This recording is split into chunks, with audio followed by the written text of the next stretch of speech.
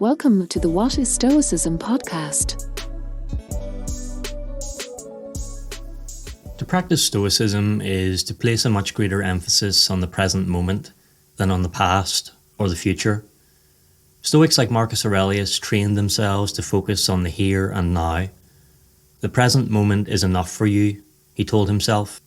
As the French philosopher Pierre Hadot wrote in his book Philosophy as a Way of Life, this had a double meaning. It is enough to keep you busy, you have no need to think about anything else, and it is enough to make you happy, there is no need to seek for anything else. It's almost impossible, of course, not to think about the past and the future at some point. Take the past, for example. Have you carried any frustrations from yesterday into today?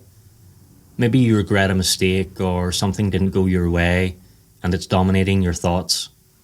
Rather than performing mental gymnastics in an attempt to go back and change what happened, try taking a moment to find the good in it.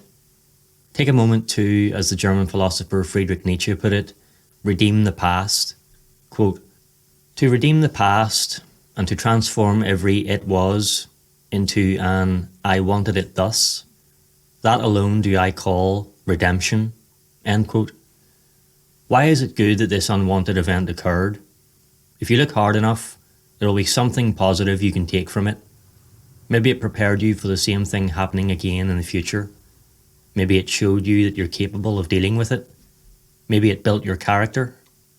Finding the lesson in a past event is often a good way of drawing a line under the event and moving on, so you can focus on the present moment.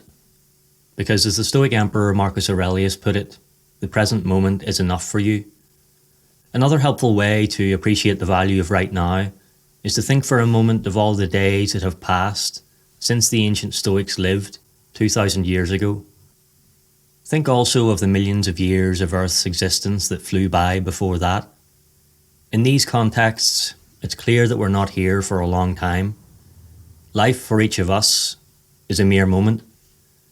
Consider that the next time you're worried or anxious. We're all living in what is a blip on the timeline of all existence. The realization that our time really is limited sounds gloomy. It's not gloomy, however. It promotes gratitude. It allows us to focus on today. It raises our awareness of what is around us. Knowing we have a finite amount of time helps us appreciate the smaller things every day while we still can. It helps us focus on the present and gives us a deadline by which we need to get things done. The more we can enjoy the smaller things, the more there is to enjoy. And what would get done if our time was infinite anyway? We'd keep putting things off until someday. And even if we did get round to doing things, we would end up bored and hopeless, as there would come a point in our infinite timeline when we had literally done everything there was to do. If you need a more vivid appreciation of finiteness, try this meditation from Anthony de Mello's book, Awareness.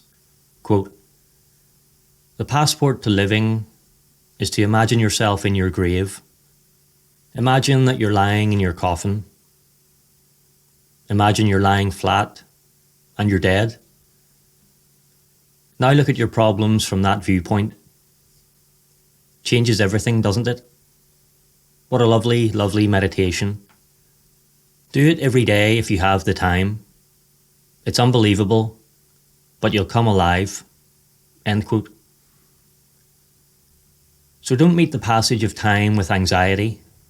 Let it wake you up and energize you. Let it bring you back to life. Renew your focus on and appreciation of the present. As Seneca put it, the whole future lies in uncertainty. Live immediately.